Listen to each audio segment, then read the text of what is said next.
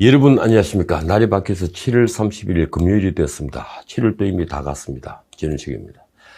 지루한 장마가 계속되고 있습니다. 어제 새벽까지 충청도에 폭우가 내렸습니다. 이번에는 대전에 물난리가 났더군요. 올해도 이제 5달 남았습니다. 요즘 이렇게 나를 헤아리는 사람이 제 주변에는 많이 늘어납니다. 왜 그럴까요? 그만큼 살기 어려워진 겁니다. 요즘 나라 안팎을 보면 다들 제정신이 아닌 것 같습니다. 돌아가는 사정을 살펴보면 격동의 시기라고 할 수도 없습니다. 훗날 이 시기를 격동의 시기라고 부르려면 세상의 틀이 바뀌고 세도를 부리는 이들이 바뀌더라도 적어도 세상을 지탱하는 정의의 관점은 바뀌지 않아야 합니다. 정의의 관점 말입니다. 그런데 이제 그런 것 같지 않습니다. 차라리 대혼란, 카오스의 시대라고 할까요? 이제 힘든 시기에 용기를 내어 근면성실하게 살아온 우리들의 아버지 어머니 시대는 같습니다. 근면성실보다는 지금은 누가 더 시세를 잘 잃느냐 하는 것이 삶의 질을 결정합니다. 모두가 공공의 이익을 내세우지만 속으로는 개인의 이익을 쫓기에 이념이 없습니다. 정의가 사라진 약육강식의 시대가 온 것일까요? 동물의 시대 말입니다. 수치심이라고는 없는 뻔뻔함, 이른바 내로남불은 이제 몇몇 파렴치한 인간을 특징지는 말이 아닙니다. 마치 이 시대를 관통하는 시대정신처럼 보입니다. 그렇습니다. 대혼란, 혼돈의 시기입니다. 서민을 위한 정부라는데 계층이동은 더 어려워졌습니다. 빈곤층, 저소득층이 중산층으로 오르는 사다리는 일찌감치 치워졌습니다. 기업들이 일자리가 줄어들고 있는 겁니다. 제가 총선 전 방송에서 풀타임 일자리가 120만 개가 사라졌다고 했는데 지금도 일자리는 계속 사라지고 있습니다. 지난 5달 동안 대기업 직원만 12,000명이 줄었다는 뉴스가 있더군요. CJ CGV, 롯데쇼핑, GS 리테일 이 세 회사는 1,000명 이상이 줄었습니다. 그리고 두산중공업, LG이노텍 등이 대규모 감원을 했습니다. 공기업에서도 1,701명이나 줄었습니다. 일자리가 줄어 청년 체감 실업률이 26.8%에 이른다면 그 사회에 활력이 있을 리 없죠. 세금으로 단기 알바성 일자리를 아무리 만들어도 그게 대안이 될 수 없다는 것은 이 정부도 잘 알겠죠. 결국 정권의 지지 기반인 저소득층의 지지를 유지하려면 돈을 계속 퍼부을 수밖에 없습니다. 어떻게 될까요? 우리 사회는 가치관이 정말 많이 바뀌었습니다. 정부가 그렇게 만들었죠. 열심히 일해서 버는 돈보다, 아니 돈을 얼마 벌 수 있다는 기대소득보다 가만히 있어도 나라에서 주는 돈이 더 많다면 일자리가 없는 걸 왜 겁내겠습니까? 이제 우리 사회는 노력에서 성공한 이들에게 보내는 찬사가 자꾸 줄어듭니다. 대신 복지라는 명분으로 나라가 먹여 살리는 사람들은 끊임없이 늘어갑니다. 그 종착점은 어딜까요? 그래서 돈이 필요한 정부는 세금을 늘리는데 지금 올인하다시피 하고 있습니다. 우선은 부작용이 적어 보이는 재산세 종부세가 타겟이 됐습니다. 전에도 말씀드렸지만 과표를 왕창 올린 뒤에 세율을 올리겠다고 합니다. 이 역시 명분은 있습니다. 부동산 투기를 막고 집값을 잡겠다는 확실한 명분이 있으니 뭐가 두렵겠습니까? 반발하는 사람들은 어차피 문 대통령을 지지하지 않은 사람일 테니 말입니다. 어제죠. 민주당 의원 소병문이 충격적인 발언을 했더군요. 집을 사고 팔면서 차익을 남기려는 사람들은 범죄자로 다스려야 한다고 본다. 집을 갖고 싶은 국민들의 행복권을 뺏어간 도둑들이다.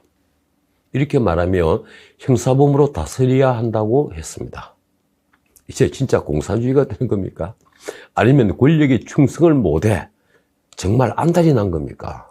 지난 28일 화요일 국회는 절대다수당의 이 무소불위의 힘을 확실히 보여준 현장이었습니다.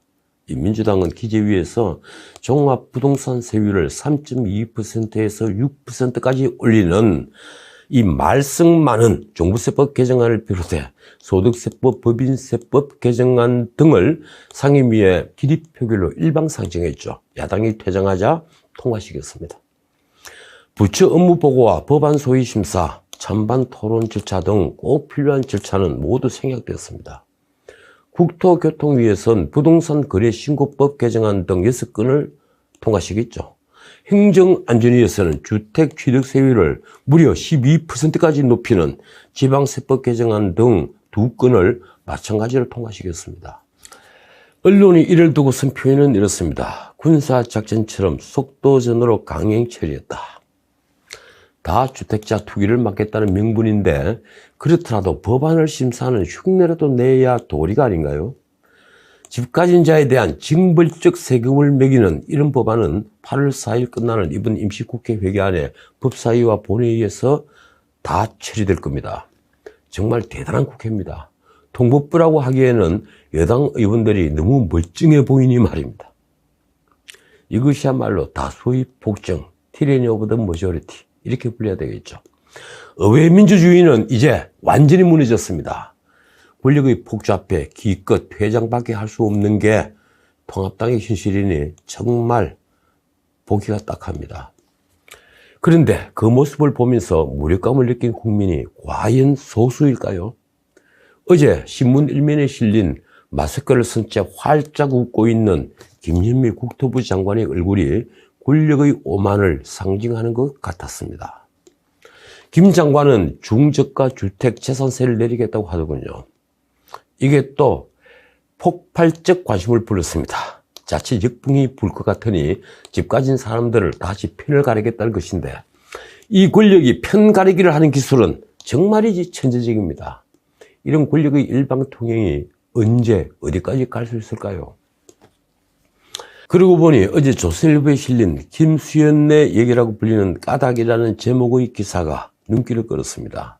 김수현 씨 다들 알고 계시죠? 2018년 11월부터 청와대 정책실장을 지냈습니다. 그런데 노무현 정부와 이 정부에서 사회수석을 지내면서 부동산 정책을 총괄해 더 유명해진 사람이죠. 그는 각종 부동산 규제를 만들었습니다. 지금 통용되는 부동산 규제는 거의 다 이분이 만든 겁니다. 9년 전인 2011년 그가 썼다는 부동산은 끝났다는 책에 이런 글이 있다고 합니다. 자가 소유자는 보수적인 투표 성향을 보이며 그렇지 않은 경우는 진보적인 성향이 있다. 사실 이 말은 진실이죠. 그렇더라도 서민들의 내 집 마련의 꿈을 원천적으로 봉쇄하는 이 정부의 정책들이 설마 이런 사상에 기초한 정무적 판단에서 나온 건 아니겠죠.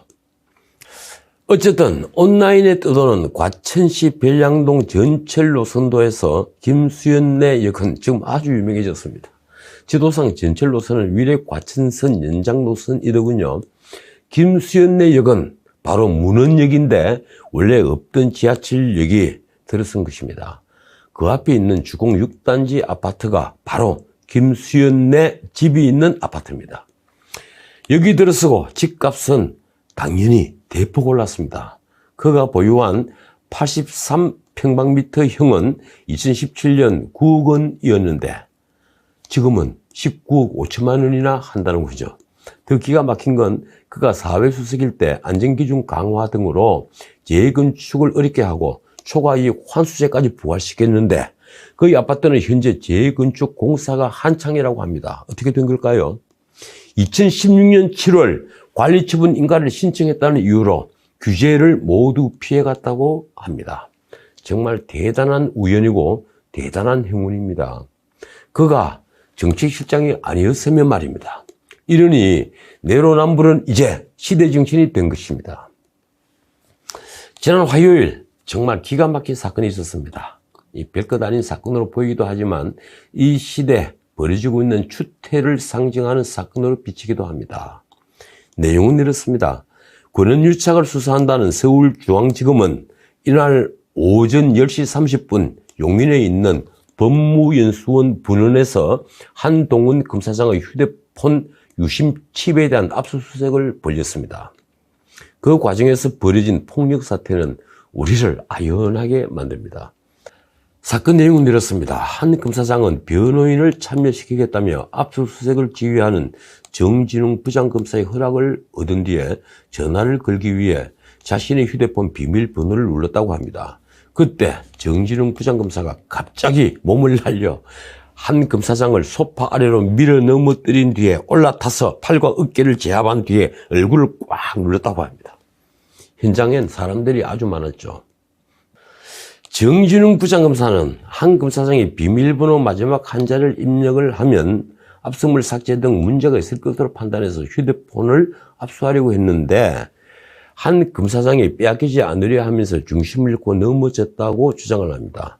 압수물을 실효적으로 확보하는 과정이었을 뿐 결코 폭력은 없었다는 거죠. 한 검사장은 정 부장이 휴대전화로 변호인과 통화하도록 허락을 했고 모두가 지켜보는 상황에서 한 검사장이 정보를 지울 리도 없다. 어떻게 비밀번호를 풀지 않고 전화를 할 수 있느냐고 반박을 하고 있습니다. 압수수색은 24일 대검찰청 검찰수사심의위에서 한 검사장에 대해 수사 중단과 불기소 의견을 낸 지 5일 뒤에 이루어졌죠. 솔직히 말해 수사심의위의 결정에도 수사를 계속하긴 해야 되겠는데 그걸 계속할 증거, 이른바 스모킹건을 찾지 못한 거죠. 서울중앙지검 말로는 한 검사장을 이날 오전 조사를 하고 유심 칩을 이미지출 형식으로 확보할 예정이었는데 한 검사장이 출석 요구에 불응해서 압수수색을 했던 것이라고 했습니다. 한 검사장은 정 부장검사를 독직 폭행으로 서울고검에 고소하고 감찰을 요청했습니다. 참 재밌군요. 독직 폭행. 이건 고문경찰로 알려졌던 이건환 씨에게 적용됐던 죄명입니다. 우리 변호사들에게도 무척 낯선 죄명입니다. 서울고검은 검찰총장이 본 사건에 관해 보고를 받지 않기로 결정해서 서울고검이 직접 감찰을 진행할 것이라고 합니다. 정 부장검사는 한 검사장의 독직 폭행 고소는 수사방해 의도이며 무고 및 명예훼손 혐의로 고소를 할 예정이라고 했습니다. 이쯤 되면 검찰은 수치심이 없는 조직이라고 해야 합니까? 언론은 두 사람이 개인적 인연부터 짚었습니다. 한 검사장이 서울법대 5년 후배지만 사법시험은 2년 선배라는 게 요지입니다. 좀 야릇한 건 정진웅 부장검사가 병원 응급실에서 치료 중이라며 사진을 공개했습니다. 이게 또 엄청나게 구설수를 낳았습니다. 근처 정형외과에서 종합병원으로 이송되기까지 했더군요. 긴 말 않겠습니다. 대한민국 검사들이 얼마나 부끄러울까요? 이 사건을 다룬 신문 제목이 모든 정황을 한마디로 정리했습니다. 막장 검찰, 양아치나 하는 짓. 자, 오늘은 여기까지입니다. 모처럼 이 말씀을 드려야겠습니다. 내일은 내일이 태양이 뜬다. 바람과 함께 사라지다에 나오는 말이죠. 내일 뵙겠습니다. 지금까지 지른식이었습니다.